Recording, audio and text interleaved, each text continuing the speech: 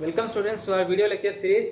आज हम अपने सीरीज में हिंदी व्याकरण का एक और टॉपिक लेंगे जो है वाक्य भेद। ठीक है, तो आपके सिलेबस में समास भी था, जो समास मैंने पिछले वीडियो में आपको पढ़ाया था समास, जिसका वेटेज था 4 अंक का।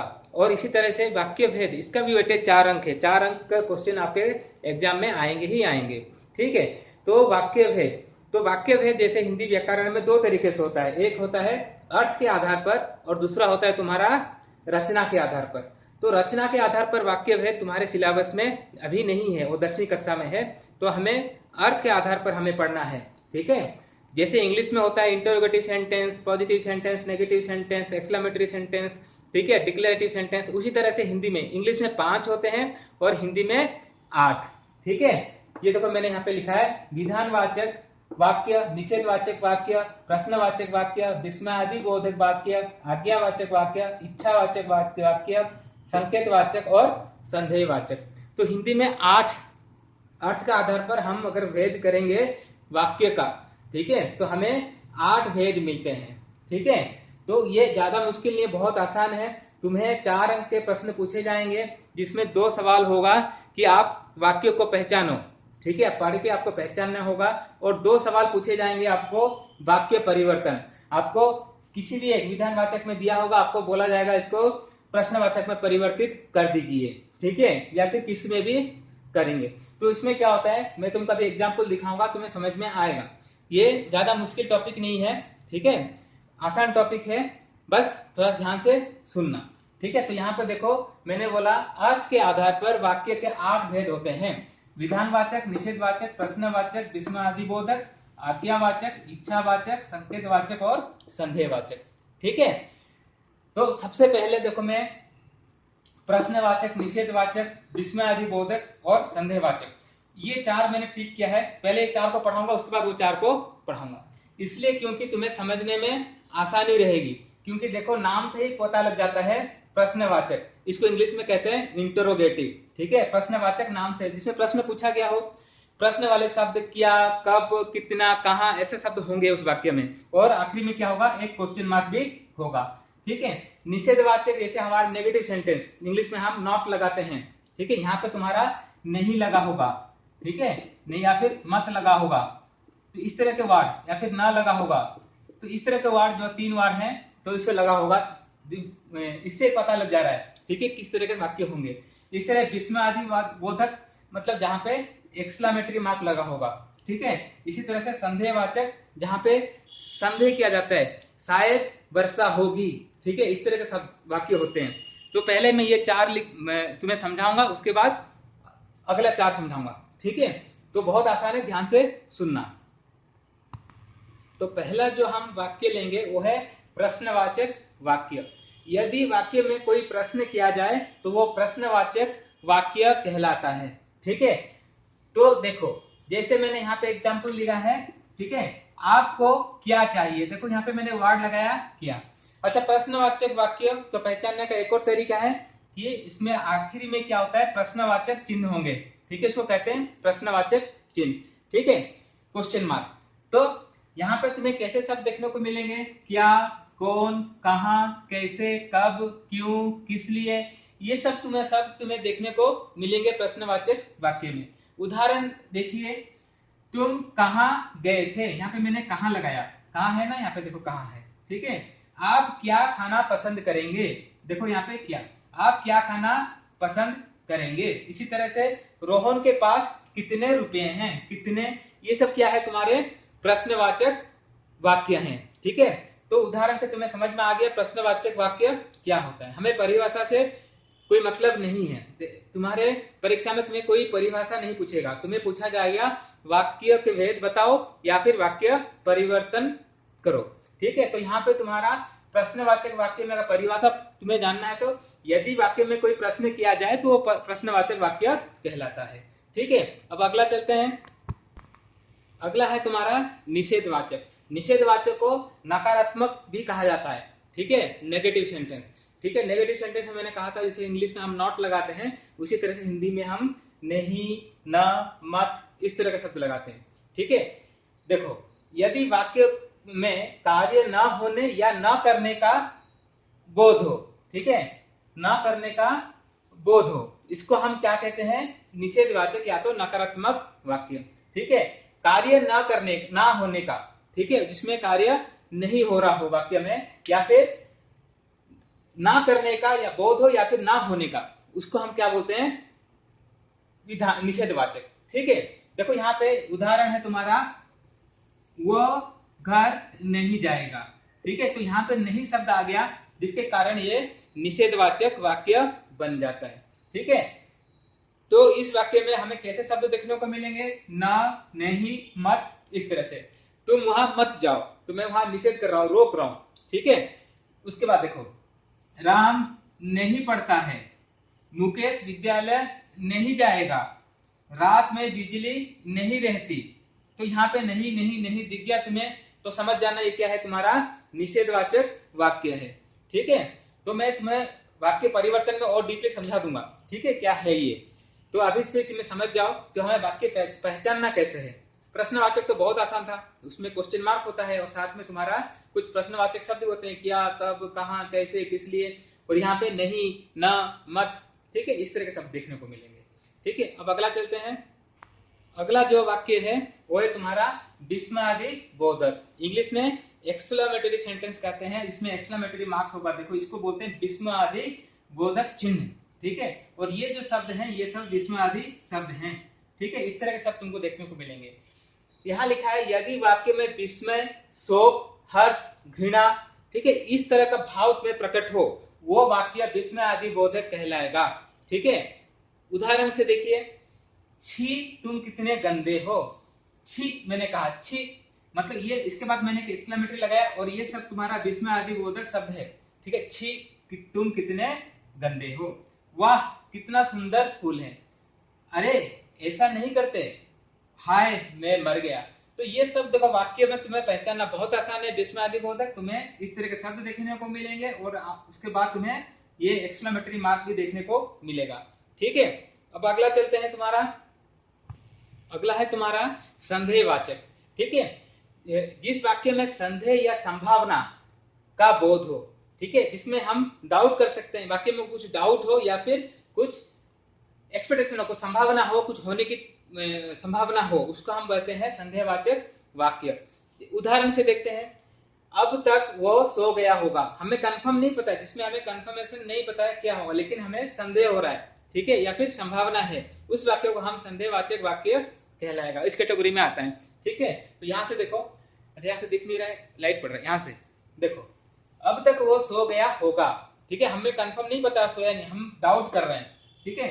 शायद वो आएगा, यहाँ पे भी शायद, देखो शायद वो आएगा, संभव है आज धूप निकले, ये भी एक संभावना है, संभव है आज धूप निकले, आज वर्षा हो सकती है। ये जितने भी वाक्य हम देख रहे हैं इसमें या तो संदेह हो या फिर संभावना है, कोई कंफर्मेशन नहीं है, इस तरह के वाक्य को कहते हैं संदेहवाचक वाक्य। तो पांचवा हमारा है इच्छावाचक वाक्य।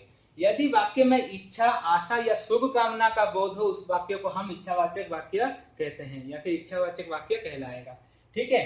जैसे हम कुछ विश करते हैं, किसी को ब्लेसिंग देते हैं, ठीक है, या फिर जैसे यहाँ वाक्य में देखो उदाहरण, जा तुझे नरक में भी जगह ना मिले, ये उस आदमी का इच्छा दिखा रहा है जो गुस्सा हो गया और बोल रहा है जा तुम्हें नरक में भी जगह ना मिले। आपकी यात्रा मंगलमय हो, जैसे हम विश करते हैं ना, तो उसी तरह से, ठीक है, विश यू हैप्पी जर्नी बोलते हैं, उस तरह का आपकी यात्रा मंगलमय हो, ईश्वर तुम्हें दीर्घायु दे, ठीक है, हम इंग्लिश में बोलते हैं मे गॉड ब्लेस यू। तो इसी तरह से वाक्य जो भी भगवान करे तुम ही जीतो, तो इस तरह के वाक्य हम क्या कहते हैं, इच्छावाचक, ठीक है। ये भी उस जो पहले चार कैटेगरी में बोला था, नाम से पता लग जाता है, इसको भी ऐड कर देना फिफ्थ वाला, ठीक है। अब 6, 7, 8 हम देखते हैं जो वाक्य क्या है।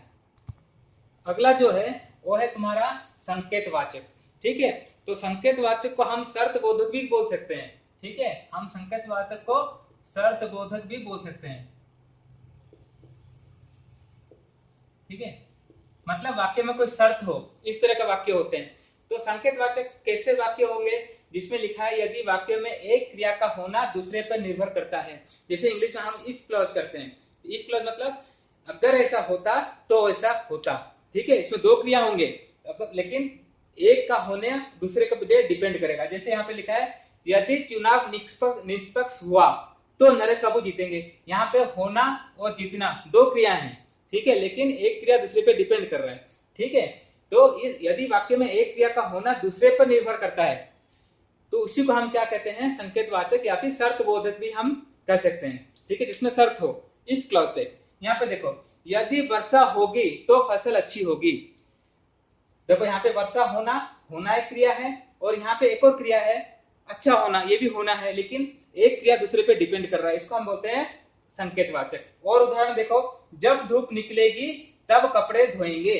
यहाँ धोना और निकलना दो क्रिया है, लेकिन जब ये वाला काम होगा तब ये वाला होगा, तो इसलिए जो है यहाँ पे लिखा है एक क्रिया का होना दूसरे पे निर्भर करेगा। जब हम वाक्य परिवर्तन करेंगे तो उसमें और समझ में आ जाएगा।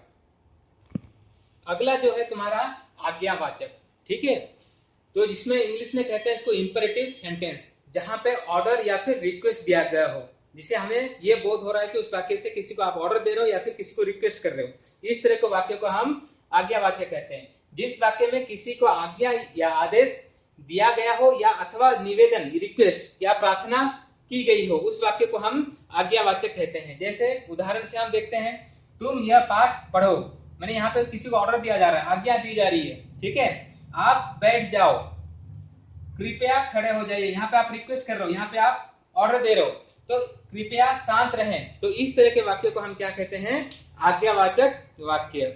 देखो बच्चों, जो आखिरी में आता है वो है तुम्हारा विधानवाचक। ऐसे मैंने एग्जाम उसमें जब लिखा तो सबसे पहले यही लिखा था, लेकिन समझाने के लिए मैं आखिरी में लाया। जो हमने 7 वाक्य पढ़े हैं वो उसको पहचानना आसान हो गया, ठीक है। वो 7 वाक्य में अगर वो वाक्य नहीं आता है तो वो 100% विधानवाचक वाक्य ही होगा, ठीक है। तो विधानवाचक वाक्य क्या है, यदि वाक्य में कार्य के होने अथवा करने की सामान्य कथन है, नॉर्मल सेंटेंस, ठीक है, जैसे sun rises in the east, ठीक है, इसको हम क्या कहते हैं, डिक्लेरेटिव, ये सामान्य सेंटेंस है, सबको पता है। तो इस तरह के वाक्य जहां पे भी दिख जाएंगे तुमको समझना वो क्या है, तुम्हारा विधानवाचक। जैसे चीनी मीठी होती है, ये सबको पता है, चीनी मीठी होती है, ठीक है। रोहन पुस्तक पढ़ता है, एक सिंपल सेंटेंस है, ठीक है। तो इसमें ना बाकी जो 7 बताया था, इसमें ना क्वेश्चन मार्क है, ना एक्सक्लेमेटरी है, ना इसमें हम संदेह प्रकट कर रहे हैं, ठीक है, ना किसी को कुछ पूछ रहे हैं, तो एक सिंपल सेंटेंस है, ये विधानवाचक वाक्य है। सूरज पूरब से उगता है, सबको पता है सूरज पूरब से उगता है, ठीक है। तो ये सब क्या है तुम्हारा, ये विधानवाचक वाक्य में श्रेणी में आएगा, ठीक है। अब हम देखते हैं वाक्य परिवर्तन कैसे होता है।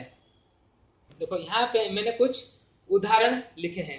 जो पहला उदाहरण है वो क्या है तुम्हारा, देखो, मेघा रोटी बनाती है, एक सिंपल सेंटेंस है, ठीक है, ये तुम्हारा क्या हो गया, विधानवाचक। अगर ऐसे वाक्य देंगे तो तुम्हें पूछा जाएगा कि इसको बदलो, ठीक है। देखो, मेघा रोटी बनाती है, इसको अगर हम किसमें बदलेंगे, आज्ञावाचक में देखो, मेघा रोटी बनाओ, ये तुम ऑर्डर दे रहे हो, ठीक है।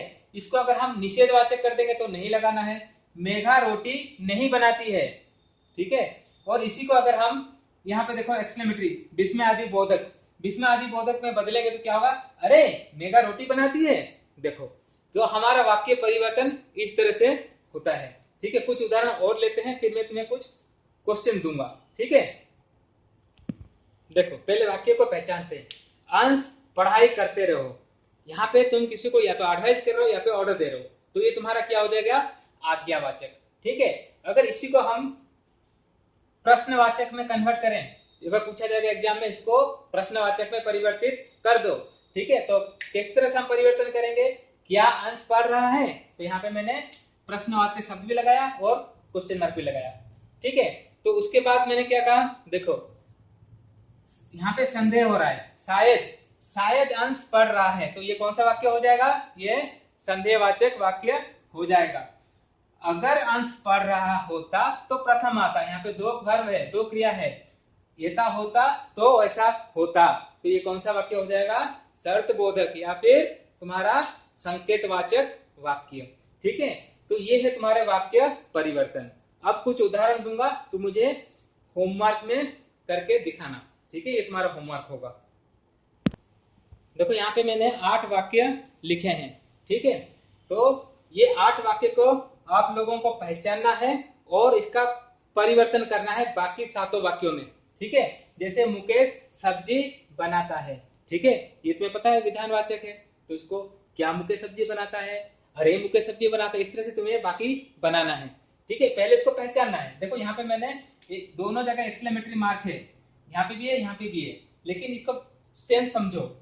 यहाँ पे लिखा है अरे बहुत तेज हवा चल रही है, ठीक है, इसका सेंस देखो किस तरह से है, ठीक है, ये विस्मयादिबोधक है। लेकिन यहाँ पे देखो काश मुन्ना साइकिल चलाता, तो यहाँ पे आप अपनी इच्छा प्रकट कर रहे हो, काश कितना अच्छा होता, ऐसा बोलते हैं ना, तो ये दोनों अलग है।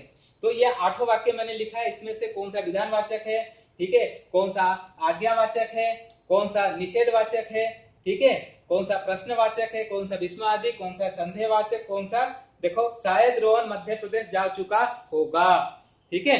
तो इस तरह से तुम्हें ये वाक्य पहचानने होंगे और इसके बाकी 7 फॉर्म पहले इसको पहचानो। जैसे मैंने एक एग्जांपल दिया, ये पहला वाला तुम्हारा विधानवाचक है, तो विधानवाचक के अलावा जो बाकी 7 है इसको परिवर्तन करके मुझे होमवर्क में दिखाना है, ठीक है। ओके बच्चों, फिर भी कोई डाउट है तो मैं क्लियर करूंगा, ठीक है, लेकिन ये पार्ट ज्यादा मुश्किल नहीं है, आसान है, ठीक है, प्रैक्टिस करोगे तो हो जाएगा, ज्यादा नहीं। ये 4 अंक हमारे हाथ में है, ठीक है, हम आराम से 4 अंक ले सकते हैं। देखो ग्रामर में अगर हमें 14 अंक के डायरेक्ट ग्रामर आएंगे, अगर 14 अंक हमें मिल जाते हैं तो हमें आराम से 95 एंड अबव % मिलेगा एग्जाम में, ठीक है, मुश्किल नहीं है, ठीक है। तो देखो ये समझ गए तुम, वाक्य भेद अर्थ का आधार पर वाक्य भेद 8 होते हैं, ये 8 वाक्य मैंने यहाँ पे लिखा है, ठीक है। तो इसको तुम्हारे जो परीक्षा में 4 क्वेश्चन आएंगे, जिसमें से 2 होगा सिर्फ वाक्यों को पहचानो और 2 होगा वाक्यों को परिवर्तन करो। तुम्हें एग्जाम में ऐसा नहीं पूछेगा कि 8 वाक्य में परिवर्तन करो, तुम्हें किसी एक को पूछेगा। जैसे यहाँ पूछेगा मुकेश सब्जी बनाता है, इसको प्रश्नवाचक बनाओ, एक पूछेगा 1 मार्क। क्या मुकेश सब्जी बनाता है, क्वेश्चन पूछो, बस बन गया, ठीक है। इसको तुम्हें बनाना है आज्ञावाचक, मुकेश सब्जी बनाओ, यह हो गया आज्ञावाचक, ठीक है। तुम्हें एक ही पूछेगा, लेकिन प्रैक्टिस के लिए मैं बोल रहा हूं तुमको ये 8 वाक्यों को पहचानो और इसको परिवर्तन करके बाकी 7 में परिवर्तन करके मुझे लिख के फोटो खींच के भेजना है, ठीक है। ओके बच्चों, तब तक टेक केयर, बाय।